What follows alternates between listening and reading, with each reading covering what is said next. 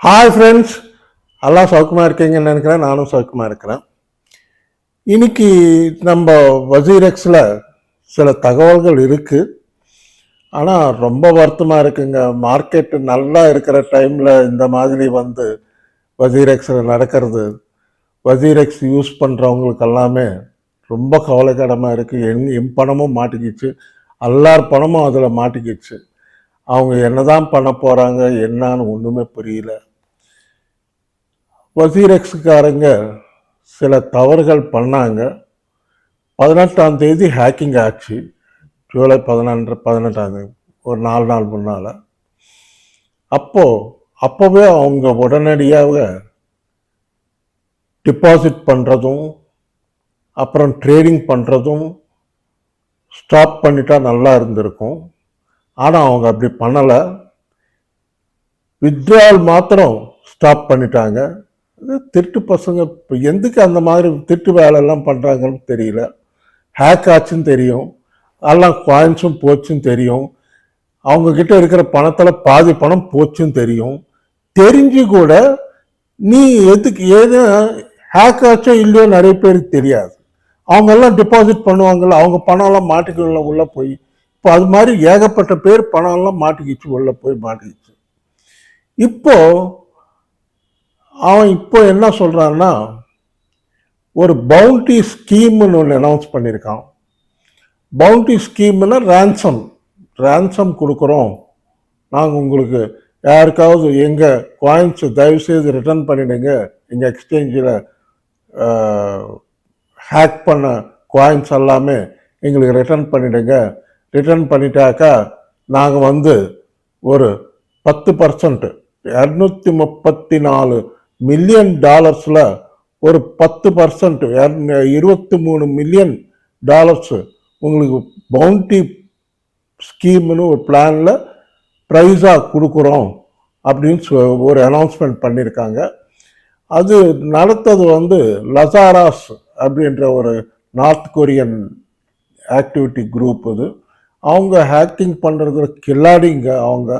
அவங்க தான் இந்த வேலை பண்ணியிருக்கணும்னு நிறைய பேர் சொல்கிறாங்க. ஏன்னா அவங்க அமெரிக்காலேயே ஏகப்பட்ட பேங்க்ஸ் எல்லாமே பண்ணியிருக்காங்க, ஆல் ஓவர் வேர்ல்டு நிறைய இடத்துல பண்ணியிருக்காங்க. இந்த இடம் அந்த இடம்லாம் எல்லா இடத்துலையும் பூந்து பண்ணிடுவாங்க.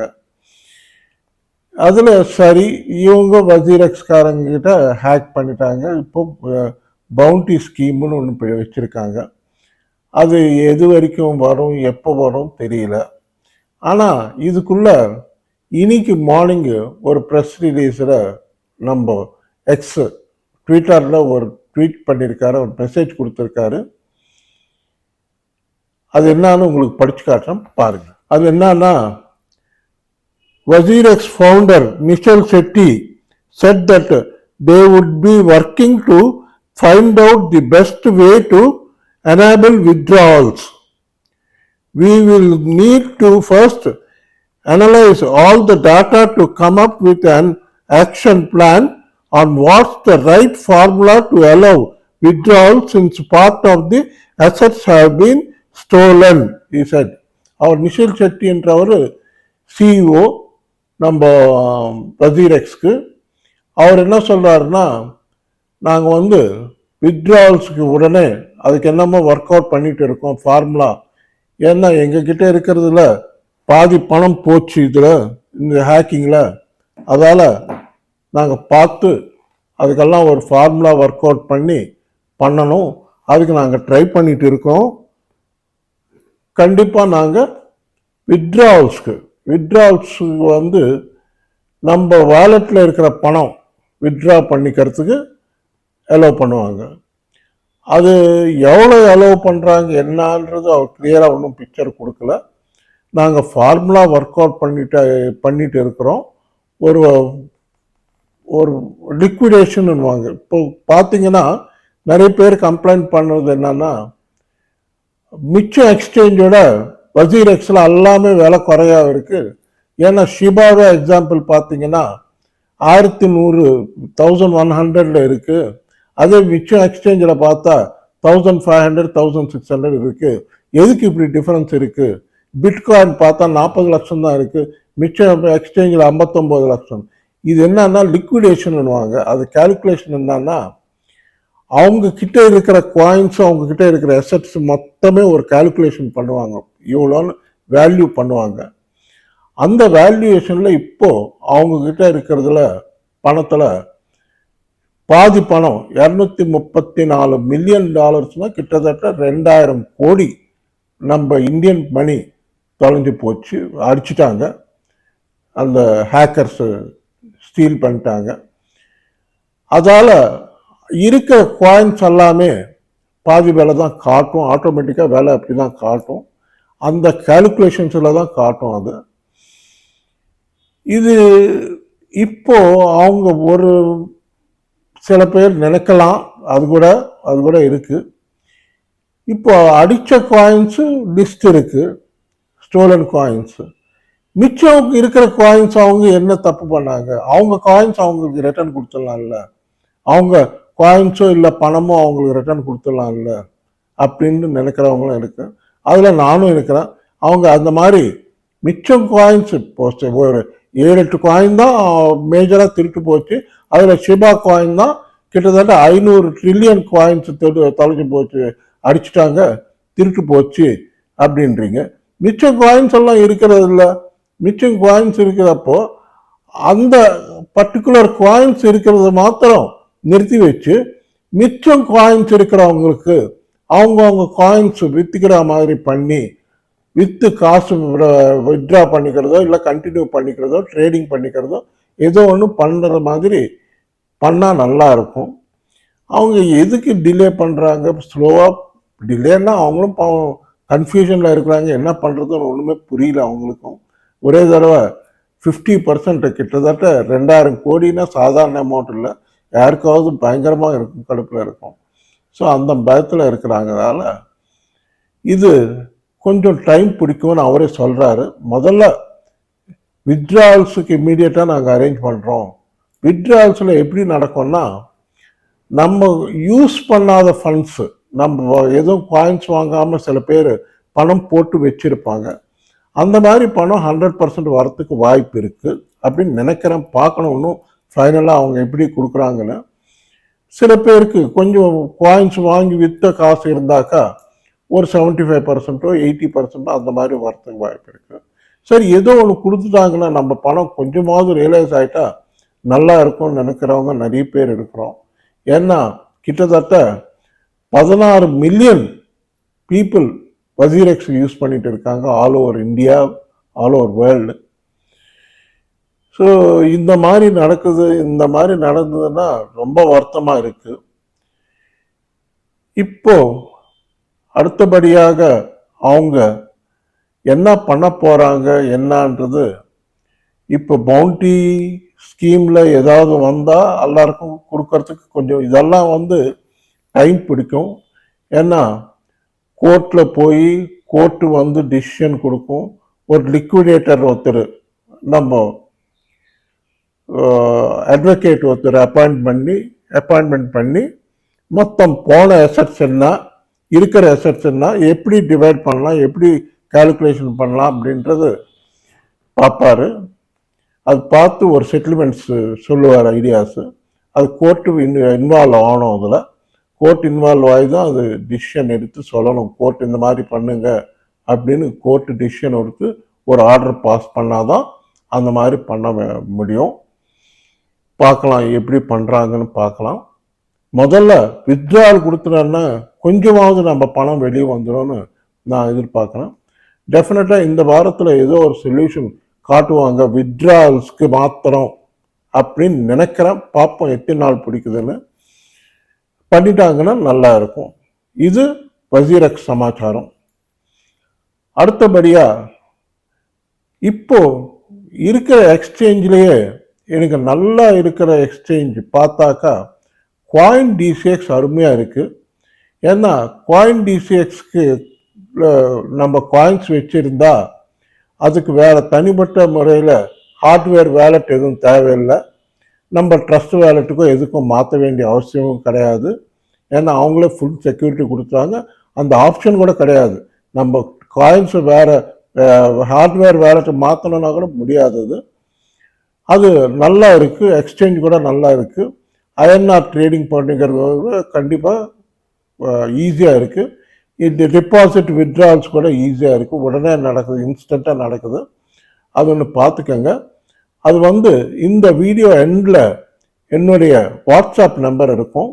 யாருக்காவது அதுக்கு அக்கௌண்ட் காயின் டிசிஎக்ஸில் அக்கௌண்ட் ஓப்பன் பண்ணிக்கணும்னு ஐடியா இருந்தால் ஃப்ரீ தான், ஒன்றும் காசு கொடுக்க வேண்டியதில்லை, ஃப்ரீ தான்.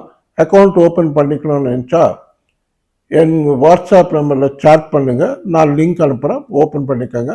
இல்லைன்னா இந்த வீடியோ டிஸ்கிரிப்ஷனில் லிங்க் இருக்கும், பார்த்துக்கிட்டு நீங்கள் டவுன்லோட் பண்ணிவிட்டு ஆப் டவுன்லோட் பண்ணி யூஸ் பண்ணிக்கலாம். நல்லா இருக்குது, அதுவும் நல்லா இருக்குது.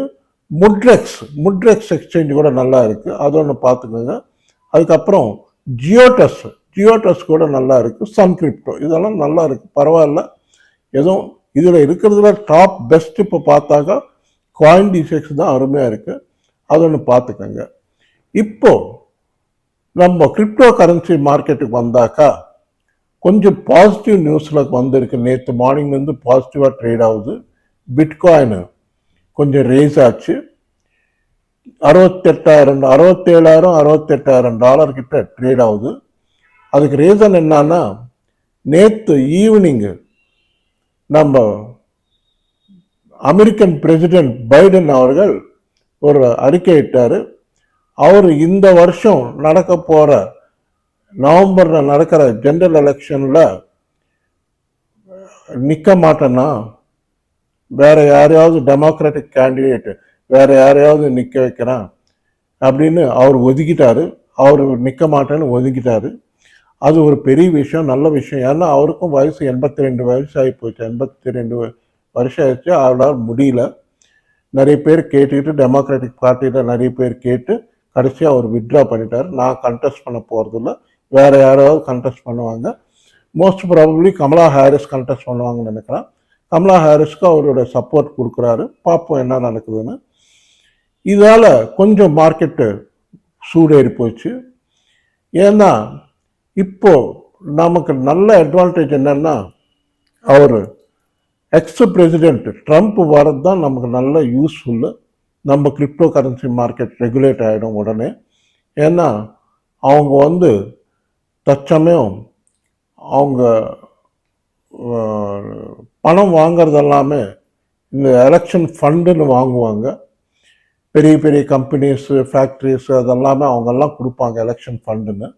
அந்த ஃபண்ட் எல்லாமே நம்ம ட்ரம்ப் சார் கிரிப்டோ கரன்சியில் வாங்குறாரு. ஆல்ரெடி அவர் அனௌன்ஸ் பண்ணியிருக்காரு, கிரிப்டோ கரன்சியை நான் சப்போர்ட் பண்ணுறேன், நான் வந்த உடனே ரெகுலேட் பண்ணிடுறேன், எவ்வளோ சீக்கிரமாக முடியுமோ அவ்வளோ சீக்கிரமாக நான் ரெகுலேட் பண்ணிடுறேன்னு சொல்லியிருக்காரு. அவர் வந்தாருன்னா சீக்கிரமாக நல்லா ரெகுலேட் ஆகிடுச்சுன்னா இனிமேல் நமக்கு எதுவும் பிரச்சனை இருக்காது. இந்த மாதிரி ஹேக்கிங் பண்ணாங்க ஏதாவது பண்ணாங்க எக்ஸ்சேஞ்சுக்காரன், நம்ம உடனே ரெகுலேஷன் முடிஞ்சு போச்சுன்னா நம்ம உடனே கோர்ட்டுக்கும் போகலாம், போலீஸ் ஸ்டேஷனுக்கு போய் கம்ப்ளைண்ட் கொடுக்கலாம்.